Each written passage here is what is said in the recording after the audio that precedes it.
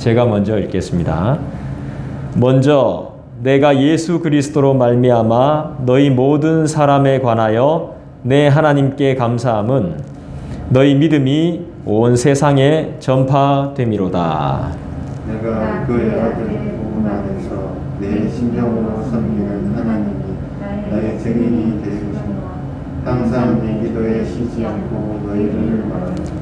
어떻게 하든지 이제 하나님의 뜻 안에서 너희에게로 나아갈 좋은 길 얻기를 구하노라.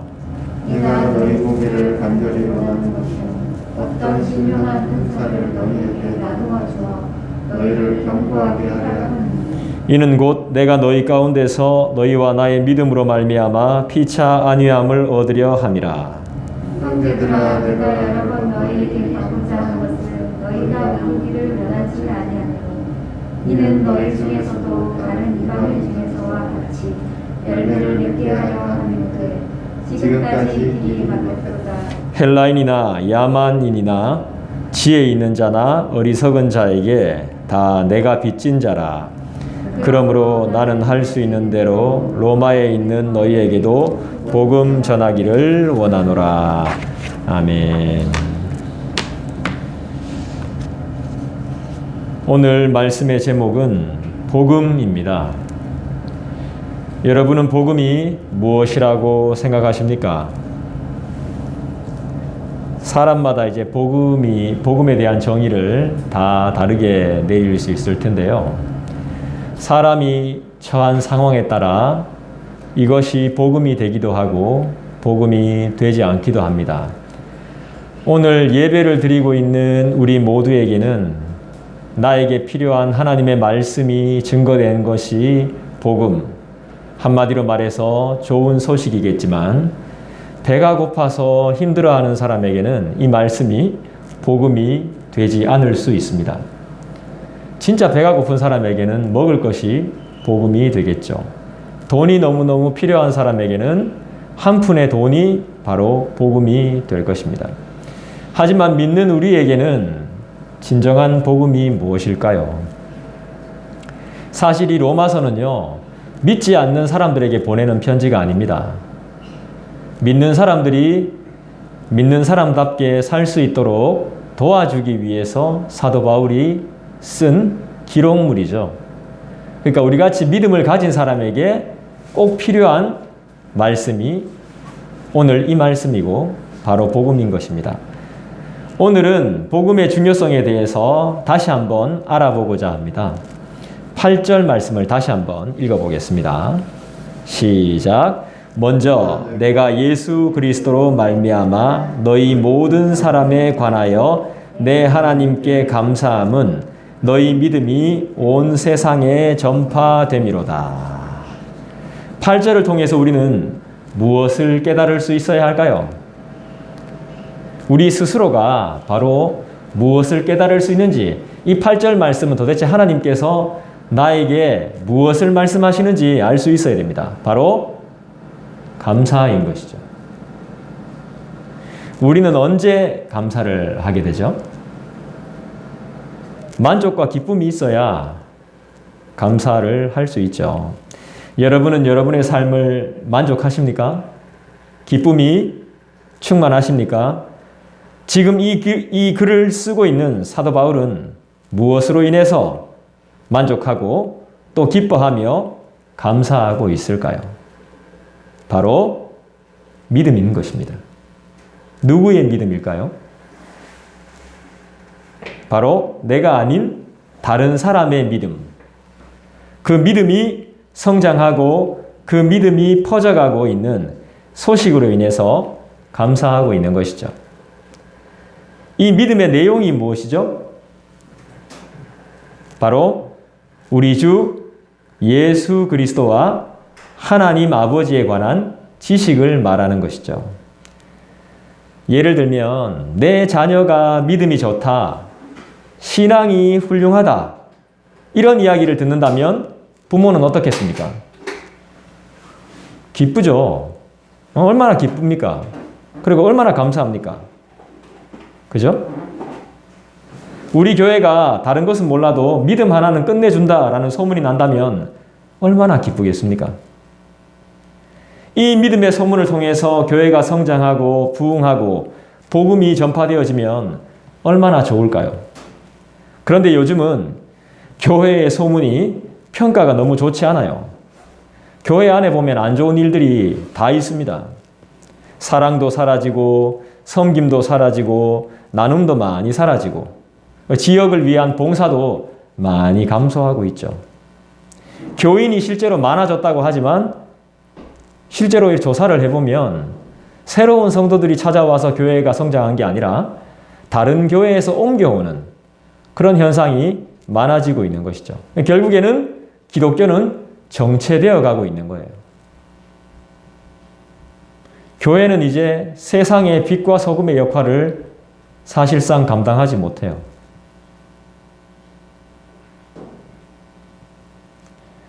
교회만 생각하면 가슴이 답답하기도 하고요. 하지만 우리가 답답해하고만 있을 것이 아니라 8절의 첫 말씀처럼 8절 읽어보면 뭐라고 시작합니까? 먼저라고 시작하죠. 먼저. 누가 먼저 믿음을 보여줘야 되고 누가 먼저 믿음을 사용해야 되며 누가 먼저 감사해야 될까요? 누가 먼저 회개해야 될까요? 누가 먼저 용서를 구하며 누가 먼저 용서를 받아야 될까요? 다른 사람이 아니죠. 바로 나 자신을 여기에 대입시켜야 되는 것이죠. 사도 바울은 보면은 항상 이 편지를 쓸 때 보면 먼저 뭘 하고 있냐면 감사를 하고 있더라고요. 제가 이때까지 성경을 읽어보면서 그것을 발견하지 못했어요. 근데 이 말씀을 제가 이렇게 공부하면서 그걸 발견했습니다. 하나님의 사람은 뭐가 달라도 다르다던데 다른 게 특별한 것이 아니라 감사를 하고 있다는 것이죠. 저는 사도 바울이 막 저돌적으로 전도만 하고 다니는 줄 알았어요. 근데 그게 아니었습니다.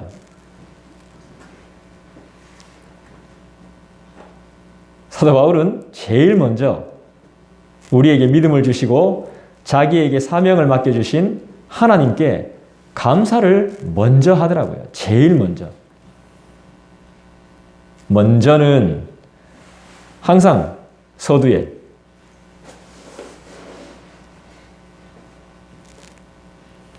그러니까 감사를 할 수 있다는 것은 만족을 하는 것이고 자기 삶을 만족하는 것이고 자기 삶에 대한 기쁨이 있다는 것이죠. 그 기쁨의 내용이 무엇이냐? 바로 복음이라는 것이죠. 그 복음의 주인공이 누구냐? 이게 문제인 것입니다. 실제로. 알고 있는데도 새삼스럽게 다시 말씀을 보게 돼요. 이게 알고 있는 게 아니었던 거예요, 결국엔.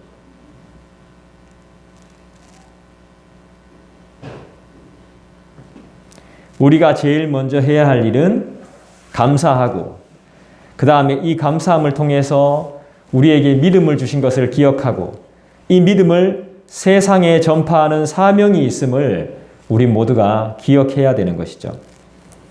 내일 세상에 종말이 온다 해도 한 그루의 사과나무를 심겠다는 심정으로 이 사명을 감당해야 됩니다. 9절 볼까요? 9절 한번 다 같이 읽겠습니다. 시작. 내가 그의 아들의 복음 안에서 내 심령으로 섬기는 하나님이 나의 증인이 되시거니와 항상 내 기도에 쉬지 않고 너희를 말하며 라고 했습니다.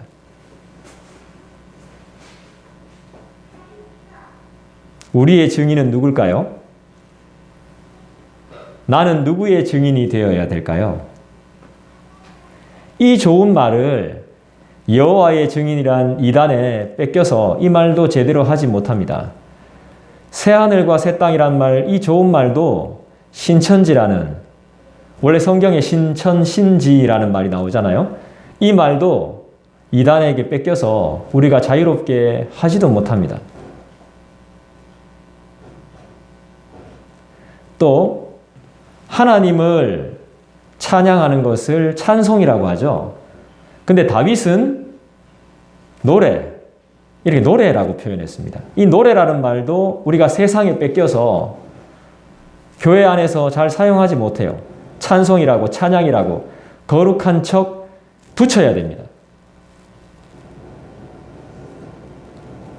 우리가 안일하게 살아온 삶 때문에 많은 것을 세상에 빼앗겼습니다.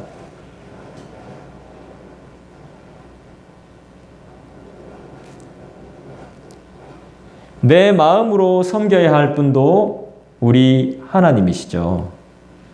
하나님이 우리의 증인이 되시고 내가 하나님의 증인의 삶을 살아야 되고 내 마음으로 내 심령 깊숙이 섬겨야 될 분도 우리 하나님이시죠. 그렇다면 우리는 복음이 무엇인지를 알아야 되죠. 저는 이 복음에 대해서 여러분들에게 수도 없이 많이 말씀드렸는데요. 기억을 하시는지 잘 모르겠습니다. 복음을 알아야 합니까? 몰라도 됩니까? 누구를 만나든 이 복음을 잘 설명할 수 있어야 됩니까? 안 해도 됩니까? 이 복음을 믿어야 됩니까? 안 믿어도 됩니까? 이 복음을 사랑하고 섬기려면 어떻게 해야 됩니까?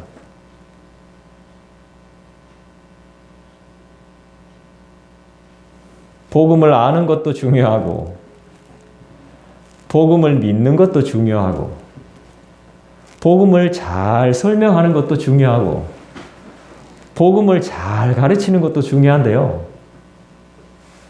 이 복음을 만나야 돼요. 잘 설명하고 잘 알고 잘 가르치고 잘 전하고 잘 믿으려면 이 복음을 체험해야 돼요. 이 복음을 만나야 돼요.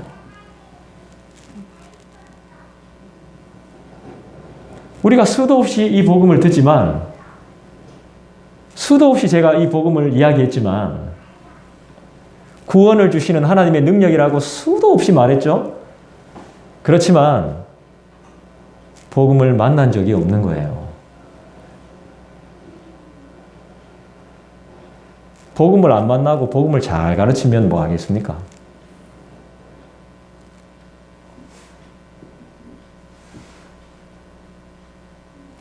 사도 바울이 전하려고 하는 것은 이 복음은 결국 누구죠? 예수 그리스도가 되는 것이죠.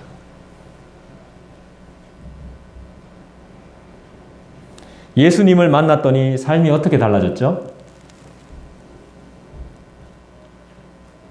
9절에 보니까 뭐라고 나옵니까? 후반부에 뭐라고 나와요? 하나님이 나의 증인이 되시고, 왜냐하면 자기가 나는 사도라고 소개하는데 사람들이 사도 바울이 사도라는 걸 안 믿어요. 안녕하세요, 저는 목사입니다 하는데도 내가 보니까 너는 목사가 아닌데 안 믿어요. 내가 보니까 너는 죄인인데, 너는 우리를 핍박한 사람인데, 너는 나를 죽이려고 했는데 하면서 안 믿어요. 그래서 말하는 거죠. 하나님이 나의 증인이 되신다.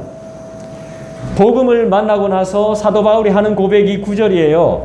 하나님이 나의 증인이 되시고 항상 내가 기도하며 쉬지 않고 기도한다라고 이 사람이 고백을 해요. 예수님을 만난 사람은 결국 기도하는 사람인 것이죠. 복음을 몸소 만난 사람은 복음을 잘 가르치는 사람이 아니라, 말을 잘하는 사람이 아니라, 노래를 잘하거나 목소리가 좋은 사람이 아니라 결국 기도하는 사람인 거예요. 복음을 만나면 이렇게 변화되더라는 것이죠. 어제의 내가 아니라 오늘의 그리스도인으로, 기도하는 사람으로, 무릎의 사람으로 변화되더라는 것이죠.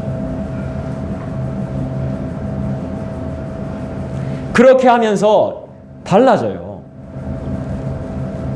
어제까지는 막 이렇게 살았지만 욕하고 비판하고 불만을 가지고 눈물 흘리며 살았지만 언제 그랬냐는 듯이 어떻게 달라집니까? 하나님의 뜻을 구하는 사람으로 달라지게 되는 것이죠. 10절 볼까요? 우리 같이 한번 읽어봅시다. 시작. 어떻게 하든지 이제 하나님의 뜻 안에서 너희에게로 나아갈 좋은 길 얻기를 구하노라. 어떻게 하든지,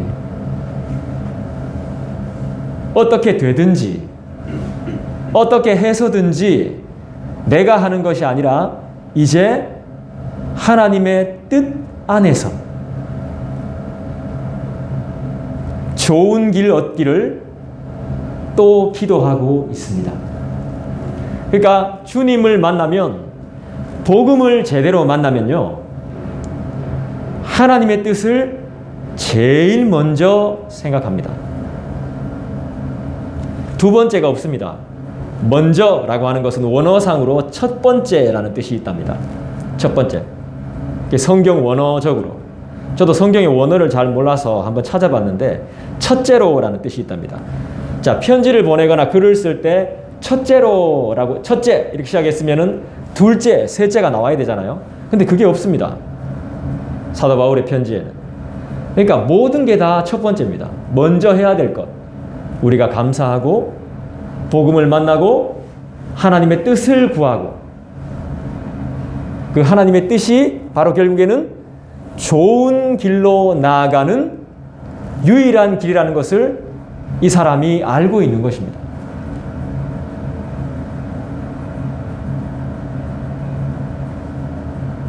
그러니까 내가 하려고 하면요, 죽을 각오로 해야 돼요. 죽기 사지로 해야 되는데 하나님이 하시면 그렇게 하지 않는 거죠. 그렇게 할 필요가 없는 거죠. 야, 사람들이 보기에도 야, 진짜 미련하다, 진짜 답답하다 할 정도로 기다리는 삶인 거예요. 그래서 그리스도인의 삶은 기다림이에요. 기다림. 끝이 없는 기다림. 그런데 뒤돌아보면 많은 것이 응답되어져 있고 많은 것이 좋은 길로 응답이 되어져 있어요. 참 신기하죠. 그게 바로 하나님의 섭리이자 하나님의 뜻이죠. 예전에 보니까, 영상을 보니까 노무현 대통령 영상을 제가 한번 본 적이 있는데요. 저는 그분을 뭐 좋아하거나 존경하거나 그렇지는 않지만 그분이 퇴임하고 나서 이제 봉화마을에서 사람들한테 했던 이야기가 있어요. 인간의 삶은 섭리인 것 같아요. 이렇게 이야기하더라고요. 섭리. 섭리대로 산다. 우리는 어떤 섭리대로 살죠? 하나님의 섭리죠. 그러니까 섭리를 어렵게 이야기해서 그렇지 결국에는 하나님의 뜻인 거예요. 하나님의 계획. 이 섭리를 은혜라고 말하기는 좀 그렇지만, 왜냐하면 다 계획이 다르거든요. 하나님이. 목사도 큰 교회 보내시는 목사가 있고 작은 교회에서 섬기게 하는 목사가 있어요. 둘 다 은혜지. 그죠? 그건 하나님의 섭리인 거예요. 하나님의 계획인 거예요. 하나님의 계획. 돈을 많이 벌게 할 수도 있고 돈을 적게 벌게 할 수도 있죠. 하나님의 섭리인 거예요. 그분이 말씀을 잘 하셨어요. 인간은 섭리대로 살아가요. 섭리. 누구의 섭리? 신의 섭리. 그 신이 누구? 바로 복음의 주인이신 우리 하나님, 우리 주 예수 그리스도죠. 이 계획을 절대로 인간이 깨트릴 수가 없습니다. 깨려고 해도.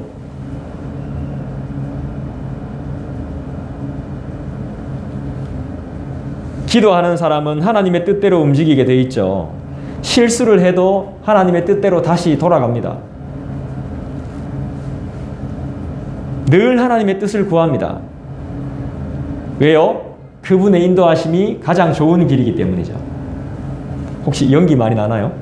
괜찮아요? 네. 우리는 그래서 하나님의 말씀을 모르면 망하게 됩니다. 내 삶의 의미가 없어집니다. 내가 가지고 있는 모든 것이 가치가 없어지는 허무한 일을 당하게 됩니다. 11절을 볼까요? 11절 한번 읽어주시겠습니까? 시작. 너희 보기를 간절히 원하는 것은 어떤 신령한 은사를 너희에게 나누어 주어 너희를 견고하게 하려 함이니.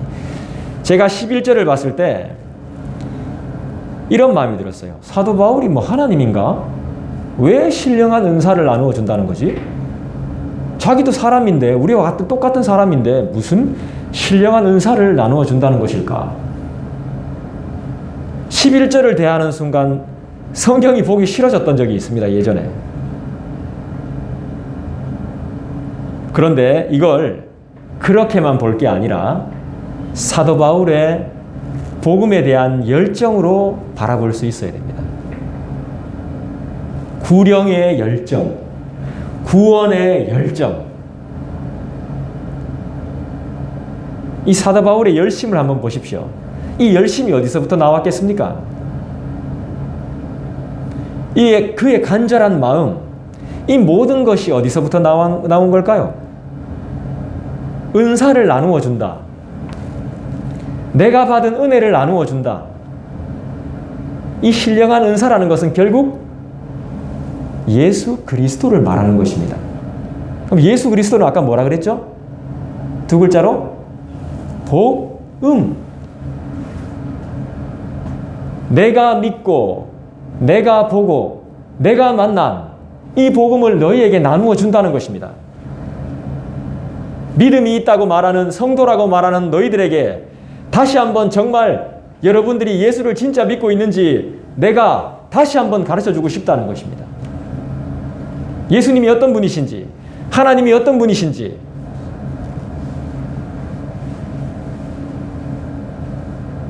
그 이유는 뒤에 보면 뭐라고 나오죠? 신령한 은사를 너희에게 나누어 주어 너희를 견고하게 하려 함이니. 결국에는 우리가 믿는다고 말하지만 단단하지 않더라는 것입니다. 우리가 찬송을 하지만 탄탄하지 않더라는 것입니다. 의심이 많더라는 것입니다. 염려가 많더라는 것입니다. 걱정이 많더라는 것입니다. 주님이 나의 능력입니다. 주님이 나의 주인입니다. 이렇게 말하지만 결국에는 내가 주인 행세를 하고 있다라는 것입니다. 그러면서 모든 고통을 다 가지고 있다라는 것입니다. 엄청난 스트레스를 받고 있다라는 것입니다. 심지어는 아파서 죽어가고 있다라는 것입니다.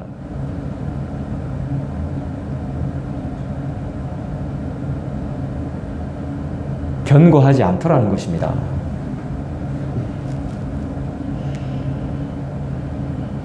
베드로와 우리의 신앙 고백 중에 주님을 어떻게 표현합니까? 나의 반석 대신 그분 안에 내가 서 있을 때만 내가 든든히 서리 흔들리지 않겠네. 내 반석 대신 이렇게 고백하잖아요, 우리가. 그분 안에 서 있을 때만 나 요동치 않네. 나 든든히 서네. 내 반석 대신 그분 안에 서 있을 때만 이렇게 고백하잖아요, 우리가. 실제로 고백하면서도 그 반석을 만나질 못했으니까. 듣기만 많이 들었지. 실제로 본 적이 없으니까. 체험한 적이 없으니까. 그분은 우리 엄마의 하나님이고 그분은 내 동생의 하나님이고 그분은 내 자녀의 하나님이고 진짜 나의 하나님을 내가 본 적이 없으니 견고하지 않죠.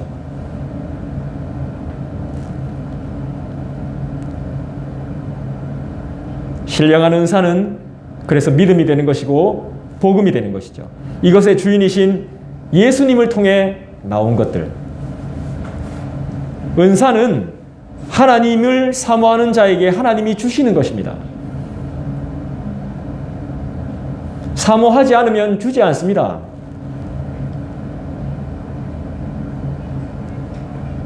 하나님을 만나서 변화된 사람들을 보면요, 하나님이 없다고 끝까지 부인하다가 하나님을 만나게 돼요. 왜죠? 부인하면서도 진짜 있는가? 한번 봤으면 좋겠다라는 진짜 겨자씨만한 그 마음이 있기에 하나님이 그들을 만나주시는 거예요. 그러면 그때부터 그 영혼들은 완전히 달라지게 되어 있는 것이죠.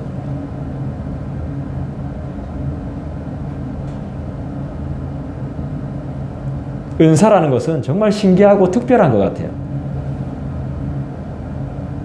우리에겐 다 은사가 있습니다. 특별한 은혜가 있다는 것입니다. 은혜가 충만한 삶을 살려면 그분과의 관계가 회복되어야 되고 복음을 만남으로 변화를 받아야 되고 분명한 체험이 필요해요. 더 나아가서는 하나님의 섭리도 필요하죠. 하나님의 감동하심이 필요한 거예요.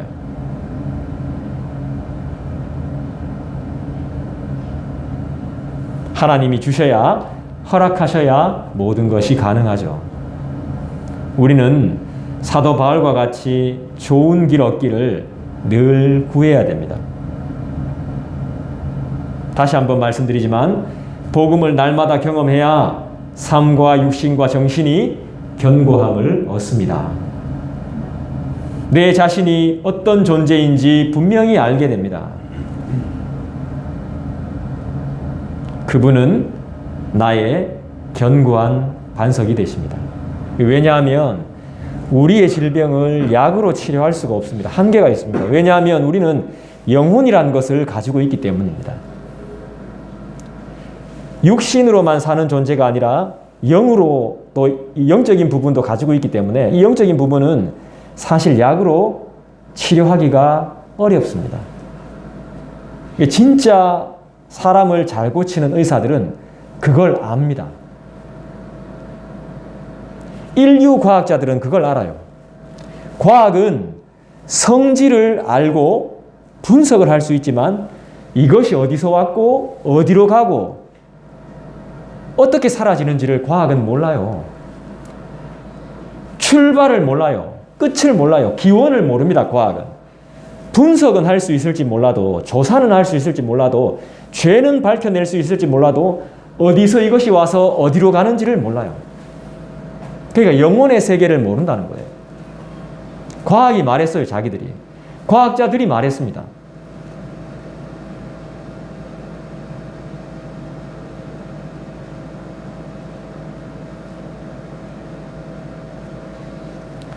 그분은 나의 견고한 반석이 되심을 믿습니다. 12절을 볼까요? 이는 곧 내가 너희 가운데서 너희와 나의 믿음으로 말미암아 피차 안위함을 얻으려 합니다. 12절을 볼 때 문득 이런 생각이 들었어요. 명절에 친척들을 만나죠. 제가 친가 쪽을 가면 좀 불편해요. 나쁜 분들이 아니에요. 성깔은 다들 한 성깔 하죠. 근데 그분들은 나쁜 분이야. 속정이 엄청 많아. 그런데도 왜 불편하냐? 믿음에 대한 소통이 없거든요. 밥 먹을 때 기도하자 말 안 하거든요.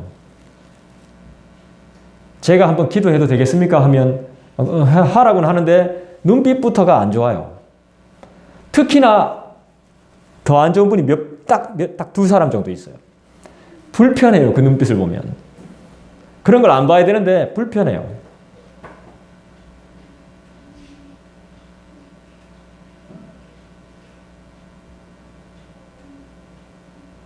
저도 불편하고 상대방들도 불편하고 별로 그렇게 막 하지 않는데도 뭔가 서로가 보이지 않는 이게 담이 있는 거예요. 하지만 외가 쪽을 가면, 아이들 외가 쪽을 가면 다르죠. 일단 마음이 편해요. 마음이. 안위함을 받는다고 할까요? 믿음의 사람들은 우리에게 평안함과 위로를 주는 것 같아요. 왜 그렇습니까? 우리는 눈만 뜨면 늘 세상 속에서 끊임없이 부대끼면서 살기 때문에 믿음의 사람들은 늘 피곤합니다. 낙심될 때가 많죠. 세상이라는 곳은 만만한 곳이 아니잖아요. 그래서 우리는 믿음의 사람들과의 서로의 위안이 필요해요. 위안, 안위. 국어사전적으로 볼 때는 이 안위라는 것이 평안함과 위태로움을 동시에 표현해요. 그런데 성경적인 뜻으로 볼 때는 평안함과 위로를 말하는 것이죠. 그래서 위안이 되는 거죠. 위로와 안정.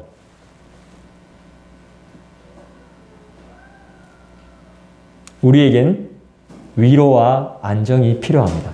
그 누구에게? 사도 바울 같은 대사도들도 위로와 안정이 필요했습니다.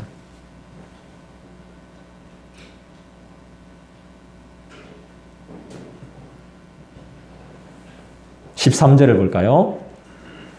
같이 읽겠습니다. 시작. 형제들아, 내가 여러 번 너희에게 가고자 한 것을 너희가 모르기를 원하지 아니하노니 이는 너희 중에서도 다른 이방인 중에서와 같이 열매를 맺게 하려 함이로되 지금까지 길이 막혔도다.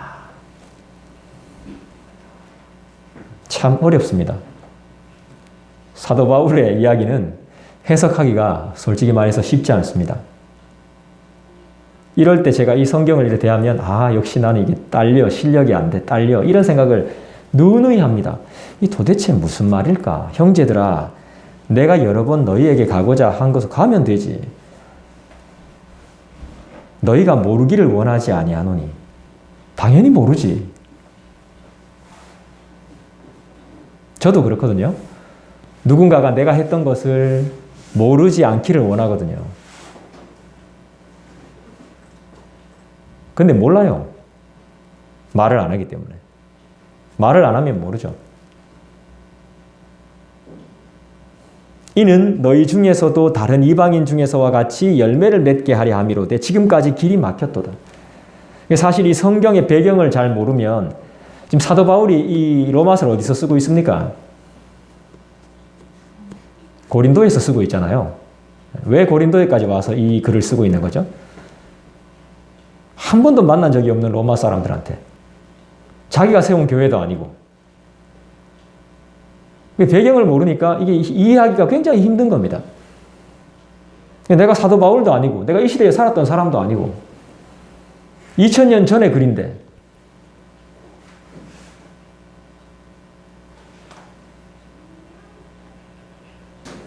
이 13절을 볼 때 우리가 무엇을 생각해야 되냐면, 하나님이 왜 우리를 이 세상에 두셨는가를 생각해야 돼요. 정답은 열매를 맺게 하기 위한 거예요. 하나님이 우리를 이 세상에 두신 이유는 싸우라고 둔 게 아니고, 다투라고 둔 것도 아니고, 돈 많이 벌으라고 둔 것도 아니고, 열매를 맺으라고 이 세상에 둔 거예요. 저처럼 막 세상을 정복하라고 내가 성공해서 내 이름을 날리겠노라 이렇게 해서 하나님이 이 세상에 둔 게 아니라는 것이죠.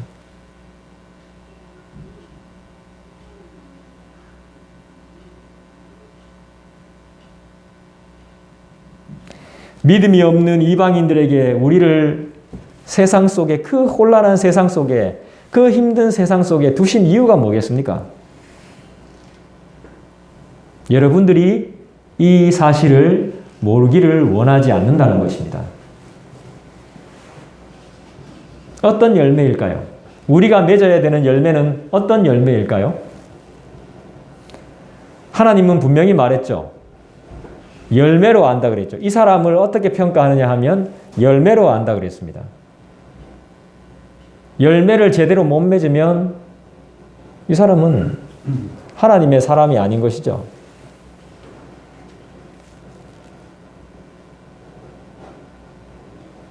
서로 위안을 주는, 감사와 기쁨이 있는, 사도 바울은 언제 어디서나 어떤 일을 당하든 감사를 빼놓지 않더군요.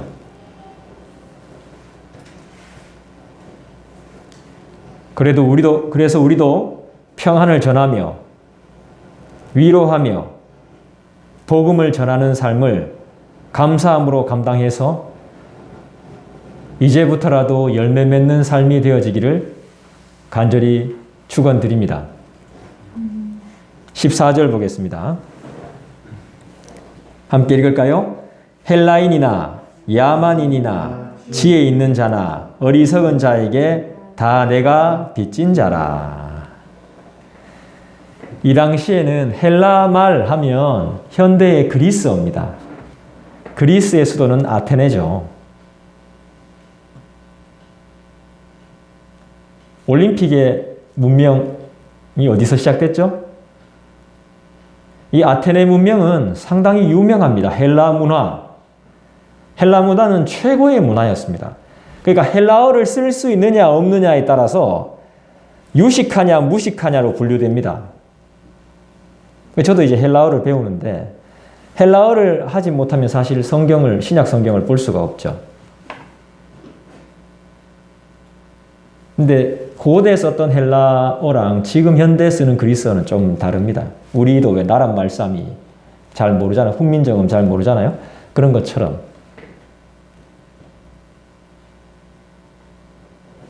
그리스 말을 할 수 있냐 없냐에 따라, 그래서 그리스 문화냐 아니냐에 따라 이게 두 분류로 나눠져요. 근데 잘 보십시오. 사도 바울은 누구에게나 빚진 자라고 말합니다. 빚진 자가 뭐죠? 갚아야 할 게 있는 사람이죠. 갚아야 할 게 있는 사람은 일을 해야 되는 사람이죠. 어떤 일이든 해야 되죠. 헬라인이나 야만인이나 똑똑한 사람이나 어리석은 자에게 내가 다 빚진 자다. 야만인,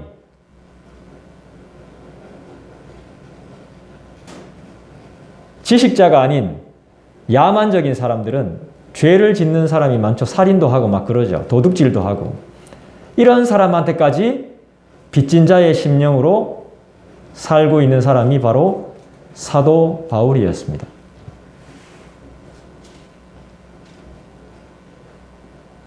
우리는 보통 말이 안 통하면 상대를 무시합니다.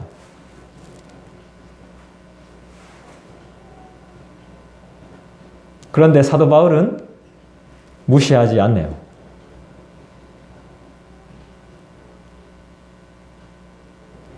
지혜 있는 자라고 말하지만 실제로 똑똑한 사람도 진리를 모르는 사람들이 태반입니다.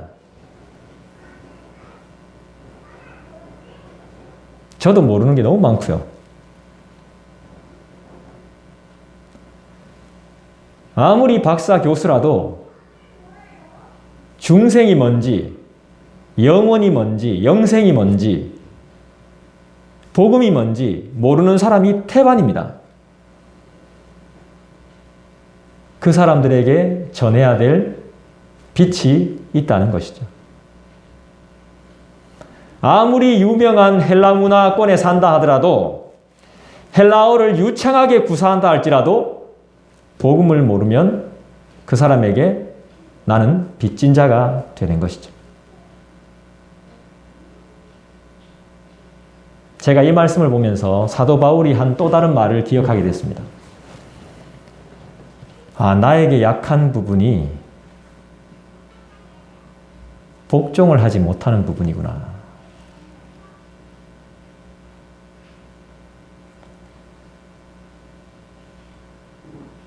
얼마 전에도 이제 보셔서 알겠지만은 교회가 어려움을 겪을 때 내 속은 분노하고 있는 거죠.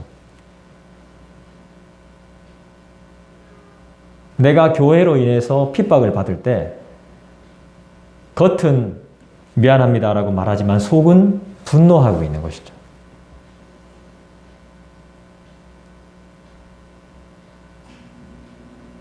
그럴 필요가 없는데 하나님이 나의 증인이 되시는 걸 모르는 거죠. 그리고 아무리 나한테 폭력을 가하며 교회를 핍박해도 야만인이나 지혜 없는 어리석은 자라 할지라도 그들에게 복음의 빛을 치고 있다는 걸 나는 모르는 거죠. 아니죠. 알고 있으면서도 기억하고 싶지 않은 거죠.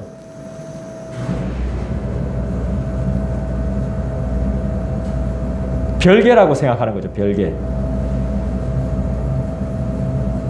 이게 바로 교만인 것입니다. 아무리 똑똑해도 진리를 모르면 우리는 다 빚지고 사는 삶인 것입니다. 아무리 사회, 모든 정치, 경제 다 알아도요, 복음과 진리를 모르면 우리는 빚진 자의 삶을 살 수밖에 없는 것입니다.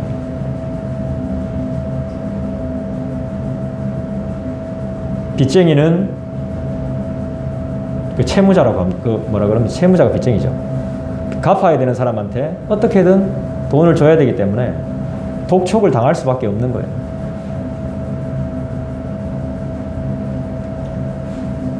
내가 알고 있는 것이 전부 다 맞습니까? 아니죠. 우리가 정치를 좀 안다고 하더라도 그게 정치를 다 아는 것입니까? 겨우 시사 정도지. 시사 정도 아는 거지 정치를 다 안다고 할 수 없습니다.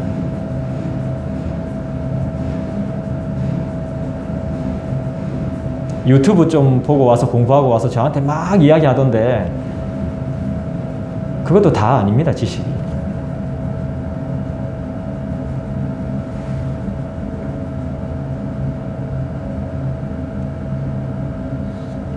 은혜로 회복된 우리는 빚진 자이죠. 믿음을 선물로 받은 우리는 헬라인이나 야만인이나 유식한 자나 무식한 자나 그 누구에게 다 복음을 소개해야 되는 빚진 자.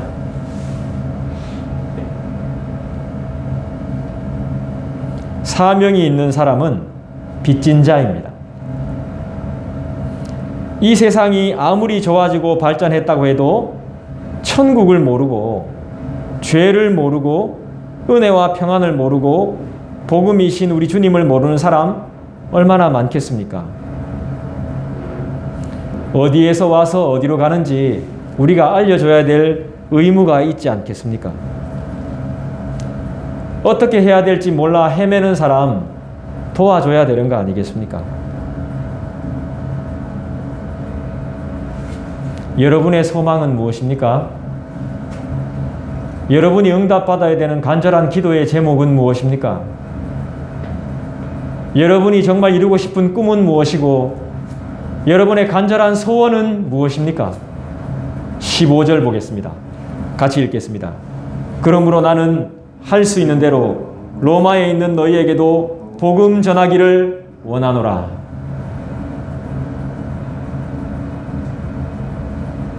여러분의 소망은 무엇이냐고요? 간절한 소원, 여러분의 꿈은 무엇이냐고요? 너무 바빠서 많이 잊고 사셨죠? 사도 바울은 죽으나 사나 복음을 전하는 것이네요. 사도 바울의 소원은 자기 삶이 중요한 것이 아니라 사나 죽으나 예수 그리스도였습니다. 지금 우리에게 일어나는 문제는 나의 문제일 뿐만 아니라 그리스도와의 관계가 깨어진, 하나님과의 관계가 멀어진, 하나님의 꿈을 소유하지 못한, 하나님의 소망을 소유하지 못한 잘못일 수도 있다는 생각이 조심스럽게 듭니다. 우리의 진정한 소원은 무엇이어야 하는 것입니까? 어떻게 하면 좀 더 자유를 얻을 수 있겠습니까?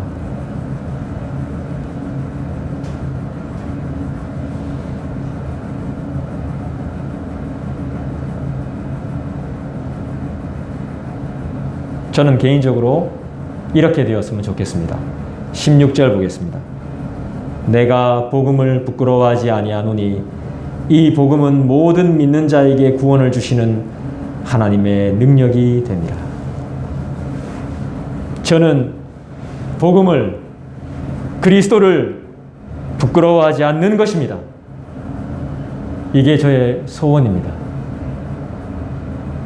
우리의 소망이 되기를 간절히 축원드립니다. 기도하겠습니다. 오늘 말씀을 생각하시면서 우리 함께 기도하십시다. 하나님의 뜻 안에서 모든 것이 이루어지며 좋은